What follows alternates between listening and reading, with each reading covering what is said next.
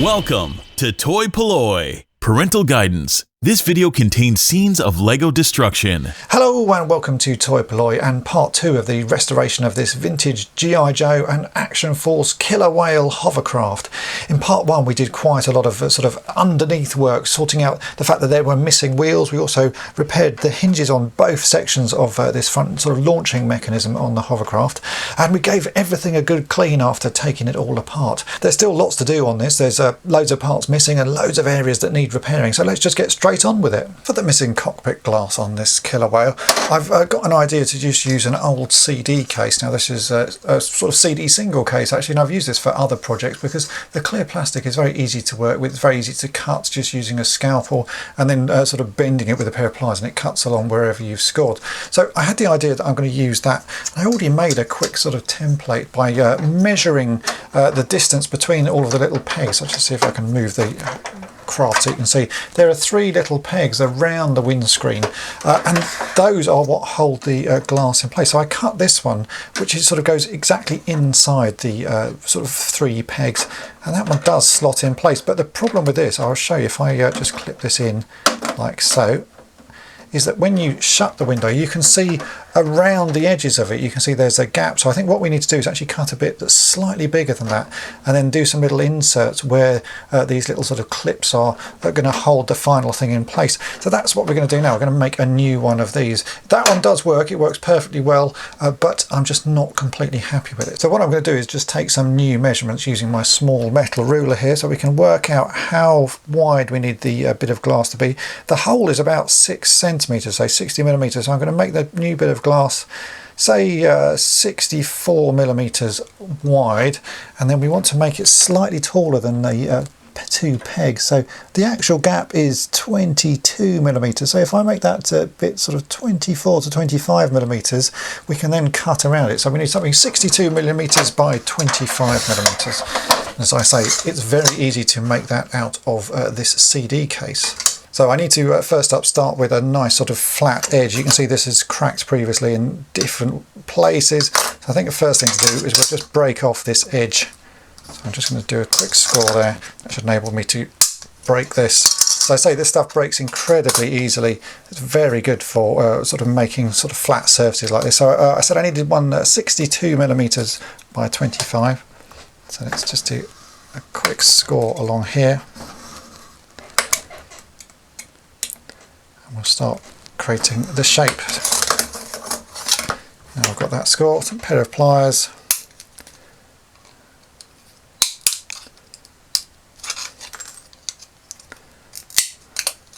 Okay, nice sharp edge, and I'll cut the rest out, and then we can start filing in a few notches.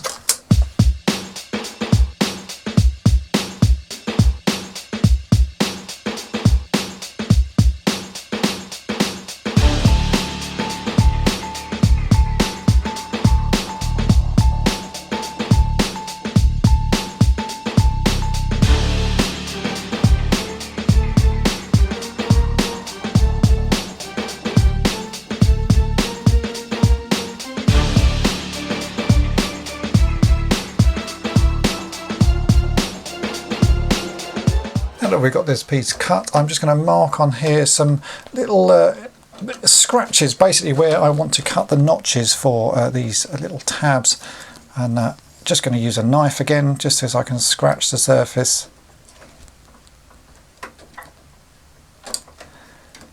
And I think once I've done that, I'm going to get a file out and I'll file some little notches in. Shouldn't take too long to do, and then basically test fit as we go. Because this is just going to be sort of done by eye. There's no real measurements involved here. I want to make it as tight as I possibly can. So I'll take a little bit out each time, and once I've got it sort of roughly right, I'll test fit it until I've got one that fits perfectly.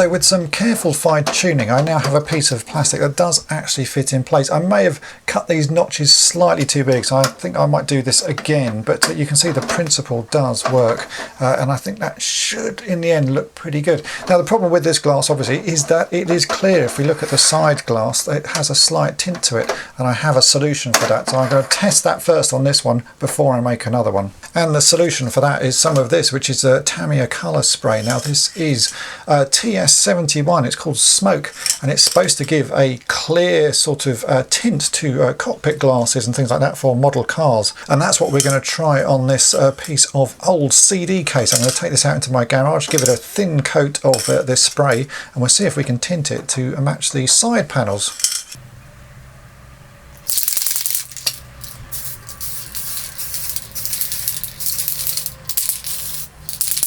And here is my first attempt at using that spray. I think I had a few little bits of dust or something on the surface. You can see it's not perfectly flat and it has pooled a bit at one end, but overall I'm very pleased with how that's gone. It's a nice sort of tint. It's not quite the same colour as the side panels, but it will certainly do the job. It just means that it's not clear. So let's insert this into the vehicle. Now this is the side I've sprayed. I don't want to have that on the outside. I'm going to turn this round so that we just have the plain plastic on the outside. That way it shouldn't ever get scratched. And we can slot this into the Killer W.H.A.L.E cockpit. I'm just going to slot that in. This is a new panel that I made. I did do a slight modification to the first sort of test fit. I think that one fits a lot better. You can't see the edges so clearly. And there you go. That is a replacement piece of sort of plastic to go in the front of the Killer W.H.A.L.E sort of cockpit there. That's looking really nice. Now you know, and knowing is half the battle. I've also tried the same idea to make a repair on this sort of upper cockpit glass. Now you can see this one has broken, one side of it is snapped completely off. So again, I've taken another piece of the CD case and I've shaped it. Basically, I've just sort of copied the shape of the piece that I have on the other side. So you can see that's a sort of matching piece. I've then sprayed it with the same Tamiya spray.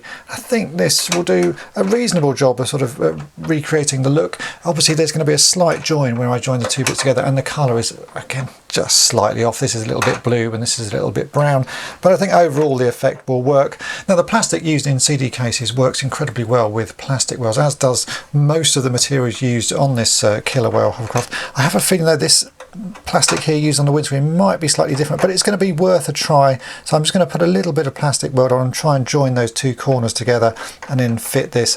Hopefully it will work. If it doesn't, I'll have to use a bit of super glue, but it's certainly worth a try with the plastic weld first. And at some point I may be able to find an unbroken version of that cockpit glass, but for now my little repair will have to do. So we'll get some on the brush. This is going to be a little bit awkward to do because I don't want to get any on the rest of the vehicle. I'm going to just hold these two pieces together. Well, actually, I can feel that is working. I can feel them melting as I talk. Yeah, that's working quite nicely. So if I just do that, we'll line it up, let that go off, and then I'll fit that into the vehicle properly. The plastic weld has now had time to go off, and I think that is a pretty reasonable repair. It's not perfect, but it does the job quite nicely. And actually, even if you had the whole of this cockpit glass missing, you could make something fairly similar, just again using some bits of an old CD case and spraying them with that Tamiya spray just to give it a slight tint. The end results will look good enough, but as I say, at some point maybe I'll find an original one that isn't broken, but for now I'm very happy with that. In the first video I showed you that I'd managed to pick up the cutter figure off eBay. Now I only paid £5 for this figure. It's not in the greatest of conditions. He's a little bit yellowed, his pelvis is broken, but for the moment I think he's going to do the job just fine. I just need to do a couple of quick repairs on him. The pelvis, I have shown in a number of videos how I do that by drilling a small hole and inserting a piece of old paperclip or something like that in, and then using milliput to build that up. So that's a fairly straightforward fix, which I won't go over sort of completely in this video, but you'll sort of see the basic stages of it.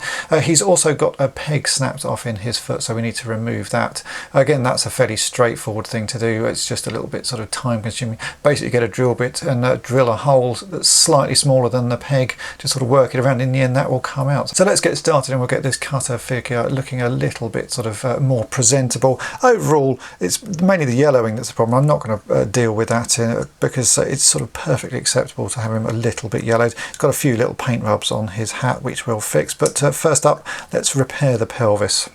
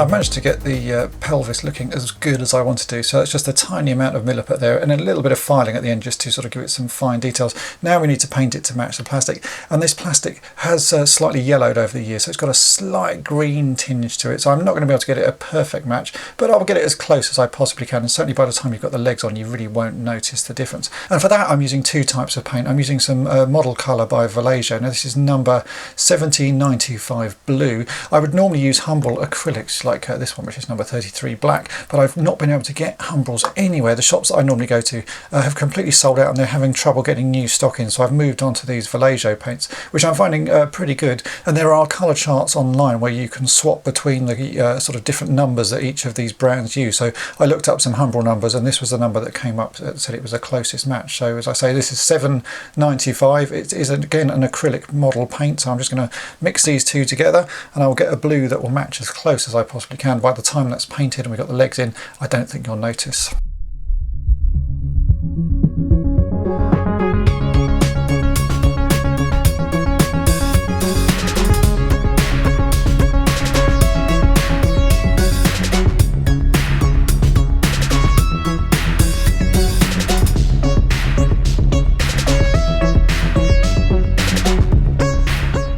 And here is Cutter put all back together. As you can see, he's by no means a perfect figure, but he's certainly good enough to sit inside the killer whale. I did put a little bit of a top coat on top of the blue that I painted there, which is a slight sort of gloss top coat, just to give it the same sort of sheen. You can see that as I rotate that around, it's got the same sort of nice glossy finish that the original plastic had. And if we look sort of close up, let me just get that to focus, you can see the colour match is actually not too bad. It's a slightly different shade, but by the time you've got this figure displayed like this, you really wouldn't notice that that had been repaired.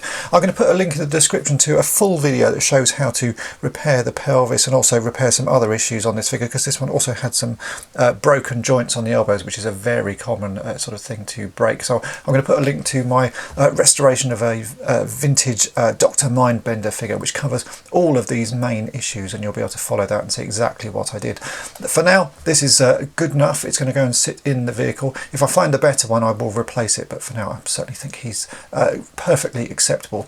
Let's get on with some more of the restoration. P-O-Y, P-O-L-L-O-Y, that is incorrect. Try again. The next thing I need to fix is the little peg or pole that sticks out here that the missile launchers clip onto. Now I'm still hunting parts for the missile launcher, so I can't actually fix the rest of it, so the peg is the best thing that I can sort of work on next. This is one of the missile launchers, and as you can see I'm missing the little internal sort of panels that keep all the missiles apart, and it's also got a clip broken here. I will get on to fixing this in the next video, but for now I want to get this little sort of pole reattached. Now on this one it has snapped off, but I do actually have the missing piece, so we can reattach that. It's not the sort of thing you can just glue back into place. We need to reinforce that. Now if you don't have the missing piece, then you're in luck, because it is exactly the same diameter as Lego pieces, which I've shown in previous videos. So you can see here I've got a couple of different bits of Lego. This is a Lego aerial and this is a Lego lance. These are both sort of fairly decent colours. The black one would actually work quite nicely, as would the grey of this Lego lance. And these are exactly the right size. I can show you here. This is the broken missile launcher that I have, but you can see that that would clip in very nicely. And we're actually going to use Lego when I come to fix this, but I just want to show you that that does work. For this one though, I'm going to reattach the bits that I have. Now as I say, this you cannot just glue back on, and you can't use plastic weld on this type of plastic. This is quite sort of flexible plastic. Plastic weld works very well on the sort of the harder plastic that's used for the shell of this toy, but this is not the right sort of plastic, so we are going to have to reinforce that, and to do that we are going to use another piece of Lego, and this is a Lego antenna. You'll have seen me use the exact same piece in the first part of this restoration. Now this is thinner than the Lego lance and the aerial, and it's ideal because you can drill a hole that is the same diameter as this into both pieces. So we're going to drill a hole into the end of this, and we're going to drill a hole into that. Now this thinner antenna is 2mm diameter, so I've put a 2mm diameter drill bit in my pin vise. I'm going to very carefully drill a small hole into that one, going in maybe 3 or 4mm, and I'm also going to drill a hole into this going in sort of 3 or 4mm. We can then glue a piece of this in place using some super glue and do the same on there, and it should hold pretty firmly. So let's get these holes drilled.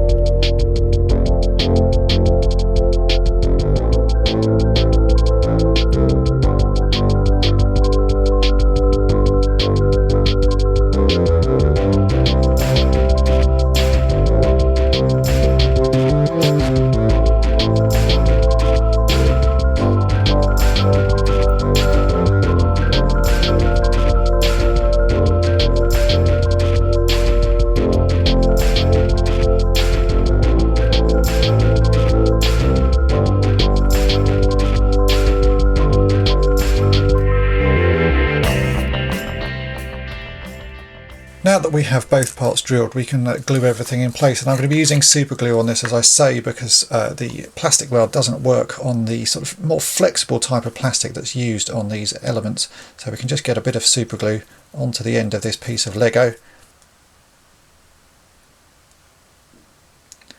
like so. Don't want too much on there. It does need to squidge out a little bit because you want it to be a good strong joint, but we can wipe away anything that's sort of left, the excess, I suppose. But we can glue that in place. You can see I've got a little bit too much on there, so I'm just going to wipe that away, and then we will trim the Lego peg down, and we'll also stick that into the bit that's still attached to the killer whale.